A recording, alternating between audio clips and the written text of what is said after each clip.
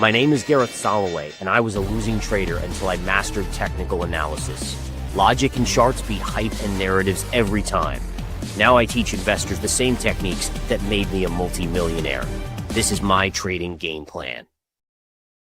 Good morning, everybody. Welcome to My Trading Game Plan. I am Gareth Soloway, Chief Market Strategist here at VerifiedInvesting.com. And as always, we're going to focus in on charts and data today, getting trade opportunities in real time to make money. All right, so number one, the first thing to look at, markets are rallying higher today. We saw a little bit of a sell-off yesterday. The key to yesterday was that, remember those trend lines, and we'll look at them in just a second, that were on an upsloping trend from the April 2025 lows. We breached both of them, all right, potential breakdown scenario yesterday, but late in the day, the markets were able to recover and get back above. In other words, there was no breakdown that could confirm today. Sure enough, today, Taiwan Semiconductor is rallying, and that's lifting the entire market back up. So in other words, we're still in the wedge patterns. We haven't broken, but we did pierce yesterday. Let's go to the S&P 500 and take a look. This is the S&P futures. You can see right here, guys, here was the sell-off yesterday, pretty sharp sell-off.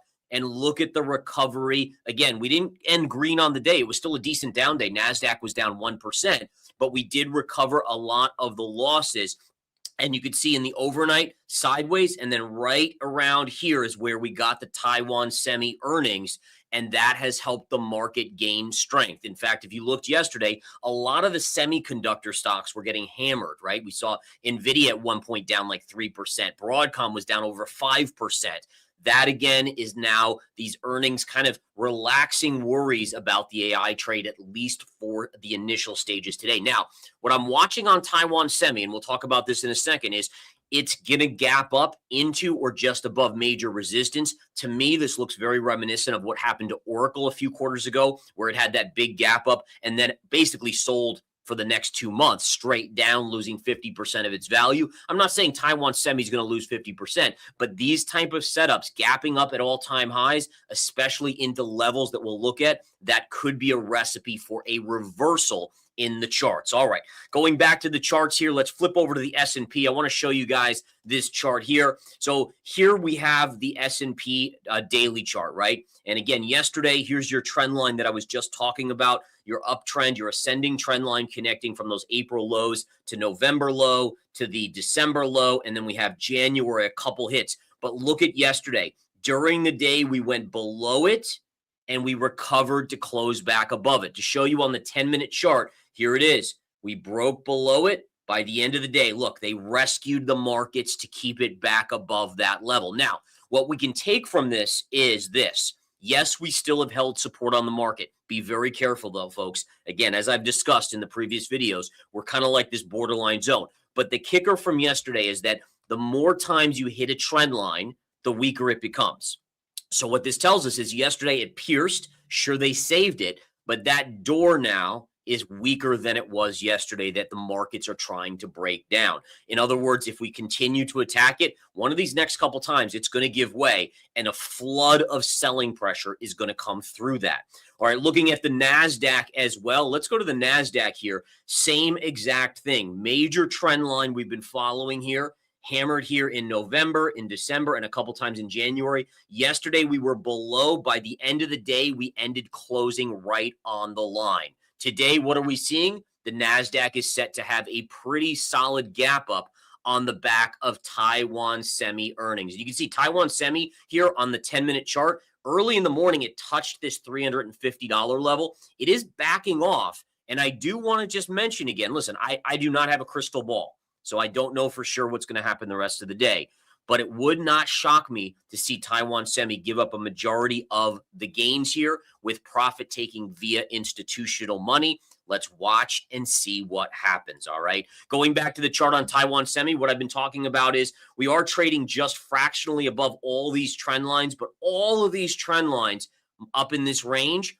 if we open above here and then come back and close in this zone here, let's say 340 to 337 or below, to me, that would be bearish going forward on Taiwan Semi. For me, on a short basis, is there a level to short today? There's always a level, right? The bigger question is, Do we hit it? The only thing I would do here in the meantime is just kind of look at something like this, taking a short-term day tradable level, but we're even up in that upper range right now. So I'm going to leave this be, more looking at it on a basis of where does it close today. All right. So day trading wise, there's always a possibility during the day my traders or myself will see something that kind of a reversal signal in the charts. But right now I'm more interested where it closes at the end of the day. All right. Flipping back to a couple other charts of interest. We have the 10-year yield, which continues to just consolidate here. And folks, again, this has been one of the longer bull flags that has been forming, but I guess it's so important that it's not surprising, right? And I think it's even important because if you remember just about a week and a half ago, the president announced that he was going to be having a group buy $200 billion in mortgages, right? A huge amount. And ultimately, the idea when you buy mortgage-backed securities or mortgages, right? The idea is it keeps the lid on interest rates and tries to keep the long end, which is the 10-year yield, 20, 30-year yield, right? What mortgages are based off of, the interest rate of mortgages are based off of, they're trying to keep it from breaking out. So maybe that's why we're seeing this longer bull flag of consolidation. The question is, who's going to win out? All right. Are we going to see the government win out and push yields down, or does the market dynamics, do the market internals win out and the bond market vigilantes come in and they slam this thing up and start creating havoc in the bond market, which then will translate into the stock market. So we'll watch and see. Also, I won't go over it today, but we need to continue to monitor the 10-year yield in Japan as well. All right, earnings this morning. We talked about Taiwan Semi. Here are some banks. Now, banks, folks, we've seen JP Morgan, we've seen Wells Fargo, we've seen Bank of America, we've seen Citigroup. Every single one of them ended down or did fall right on earnings. There has not been one major bank yet that has not been down on earnings. Just something of interest. By the way, if you turned on any mainstream media, what have they been most bullish on? The banks. Just think about it. Think about it. Think about it. All right. Anyways, here we go. Goldman Sachs is falling on earnings. It's not a big fall, right? I mean, we're trading around the 910 level down here. If we flip over to the daily chart, why would I, as a technician, have been a little bit more bearish going into earnings? Because we were right up against resistance, right? All time. I mean, look at the run on Goldman Sachs. I mean, you'd think this was an AI chip stock, the way this has rallied over 100% just since the April lows. And so again, as a technician, what I say to myself is, you could literally take away the name on the chart. I don't care what the chart is. You could show me a chart and it could be a random company and don't even tell me the name of it. I will read that chart. And that's the kicker. Most people will be like, oh, but that's a bank stock. Oh, but that's a chip stock. Oh, but that's a, industrial or a utility. Doesn't matter to me. Charts are charts. And if we take out our biases, because once we hear a name, right? Tesla, all of a sudden people that love Elon, love it. People that hate Elon, hate it, right? I mean, it's like that. That's how it works. And so it's more important to look at the chart itself and analyze it accordingly. That's how you get logic to dominate your analysis versus emotion, personal biases, for instance, which honestly, I've never made money very, very well at all. In fact, I've lost more money by going with biases and emotion, just flat out honest with you guys. All right. Mike, here we have Morgan Stanley. It's not down much. It's down slightly. Morgan Stanley again, guys. I mean, look at the chart. I mean, again, yeah, I guess it could have bubbled up and gone back up here, small move up. But again, extended chart. Now, these are ones, remember, yesterday at Wells Fargo, I had a level here. It never tagged, right? I gave this level out yesterday to day trade. Never went there. That's okay. Bank of America, same thing. It got really close to my level that I gave you guys in yesterday's My Trading Game Plan. Didn't hit it as well. We did have a lot of good trades yesterday in the trading room, though. But the bottom line, again, is that overall, the patience is the most important thing. I never want to take a trade because I'm bored. That, again, is a recipe for disaster. My levels are my levels. The levels have factors. They have probability behind them. And so ultimately, by focusing in on that, you're going to naturally have a high win rate because you're using probability to decipher whether you get in or get out of a trade versus just being like bored, which a lot of people, by the way, especially newer traders and investors, we get addicted. And I had the same thing. When I got in a trade, my adrenaline would just go nuts. My heart rate would spike massively because it was exciting. I didn't know, am I going to make $500? Am I going to lose $500? Like, it's like being at the casino and putting down a big thing on a blackjack hand or something like that.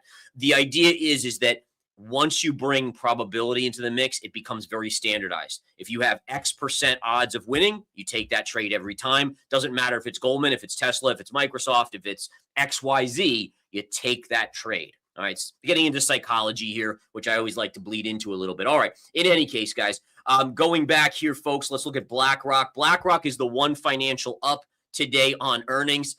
You got to chuckle at this, right? I mean, it's BlackRock. Did we really think they were going to have a bad quarter? Well, and listen, all the banks had good quarters, but if there was one that you had to you wanted to bet on, it's probably BlackRock. They somehow have the inside scoop on everything, apparently. Massive money under management. I mean, trillions and trillions of money under management. Now, listen, yesterday Citigroup was also green, right? If we look at Citi yesterday, look at Citi. Yesterday, Citigroup was up, and look at what it did. So I guess there's no guarantees, right? Citigroup ended lower on the day. In fact, it was one of the bigger drops of the financial group. Notice, by the way, where it ended up going right here. There was your low yesterday in technical support. Now, where would I play this for a bigger swing trade bounce on Citigroup? If it gets down to about 103, 104, that would be the level that I would start to watch for. All right. So, listen, we'll see where things go here. Again, Morgan Stanley's not doing enough for me to really get excited, but if Morgan Stanley dumps 173 Pierce would be a gap fill. And then right below that, you have this pivot at 172 Pierce. So that right around 173 to 172, there should be some support on that one. And then Goldman Sachs, just to give you guys a level that I'll be monitoring here. The first level I see would be probably this here, right in here. In fact, it almost looks like it should be a parallel. Actually, that might be the play right there. You know, maybe something like, see how this line is parallel to this line, which is parallel to that line. It's basically the center point. It's the midpoint of the parallel.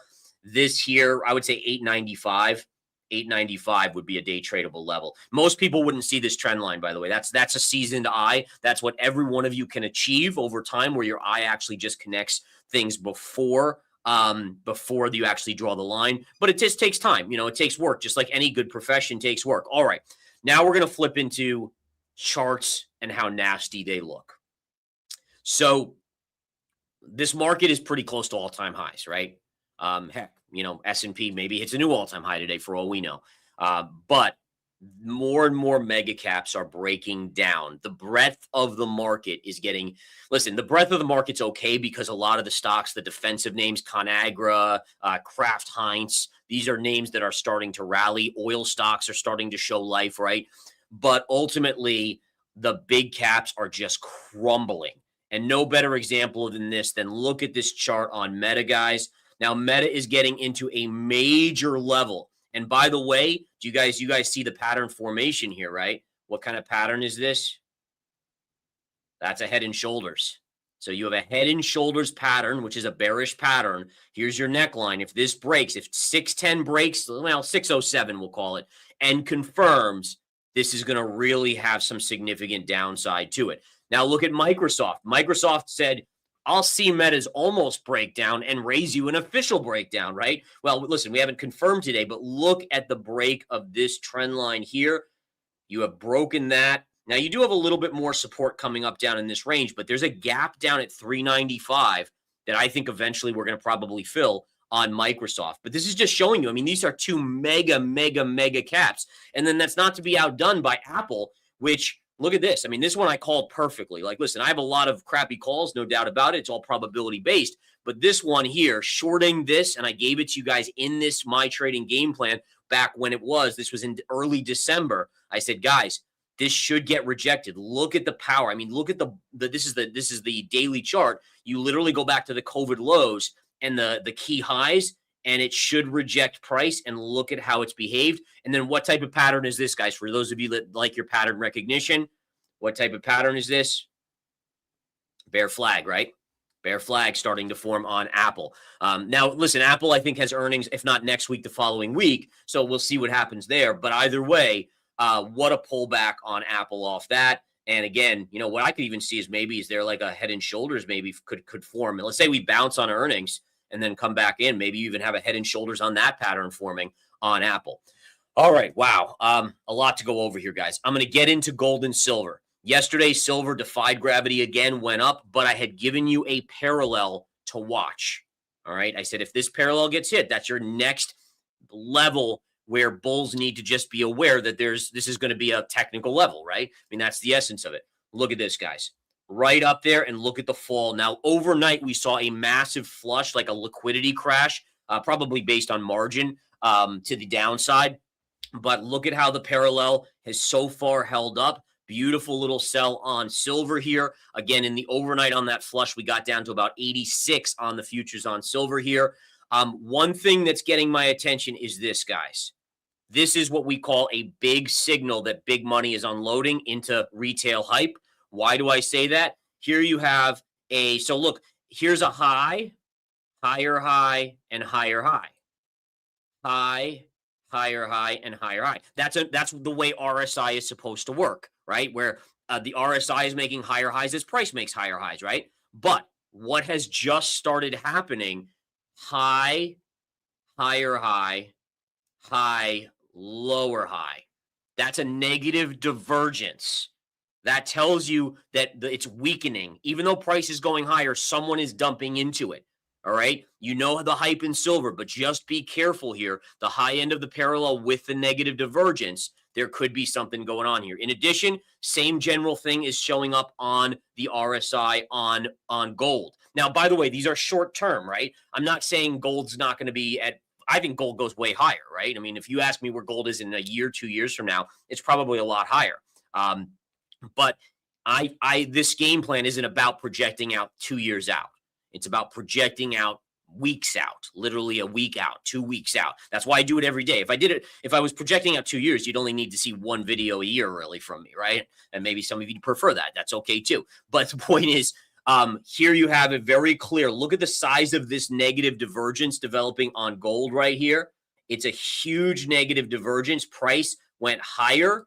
Look at the drop in negative divergence. And also look at the trend line is being respected. There's something at work here, guys. I don't know if it's, listen, charts can defy gravity, right? We know that. Emotion it rules the markets in the near term. Let's see what happens with these negative divergences. All right, couple other charts to go over. Oil, yesterday we did hear that the president kind of ratcheted down the threats against Iran a little bit. That brought oil in after this recent move up. I still love it. This is exactly how the technicals usually work, right? So let me ask you guys this question. If you've watched me for even a month, you know this. When you break out, do you just go like this? No, right? Generally, no. I mean, okay, like silver does, but most things don't. Usually what happens is you have a consolidation, you break out, you then retrace to the scene of the crime, and then you get your next big move. That could be what oil's doing. I personally will be looking to really buy if it does retrace back here. I still think it is going higher on oil. Natural gas hit double bottom yesterday. Look at this double bottom. It continued to flush. It's getting basically a flat day today, was up earlier, but it has lost its luster. I'll keep an eye on this, but really interesting stuff on natural gas. And then, of course, guys, don't forget, I won't forget Bitcoin. Don't worry. Bitcoin continues to show strength. You guys know I've said as long as we hold this lower zone, right, we could go back up to this area, about 100,000. And here we are at 97,000. Yesterday, we kissed 98,000. Listen, anything could happen. Maybe Bitcoin in the near term can go above 100,000. But the one thing that has me concerned about that is this, and I'm going to show you. There's this trend line here that is a big trend line through major lows, right? We take this here. So you can see right here to here to here, all these pivot lows going back to, mid to early 2025. And then here it was support and it broke down. Well, remember what we just went over on oil. It broke out and then retraced to the scene of the crime. Here you had Bitcoin breaking down. What would this be? Right back to here, a retrace to the scene of the crime. And so you just have to monitor that. Let's just keep that on our bingo card as something that we're going to be monitoring to keep an eye on. All right, guys, as always, action-packed opportunities with lots of education. Again, I keep the BS out of it. The charts are the charts. Again, it's a probability-based game, but I would much rather be the casino than the gambler, as I'm sure we all would be. If we could all have our own casino, we'd be all very, very wealthy. And that's what going by charts allows us to do. Keep the BS away, the narratives, the hype on social media, focus on the charts. Verified Investing is here for you, the retail investor, bringing you up to the institutional level, one video at a time. Have a great one, guys. Take care.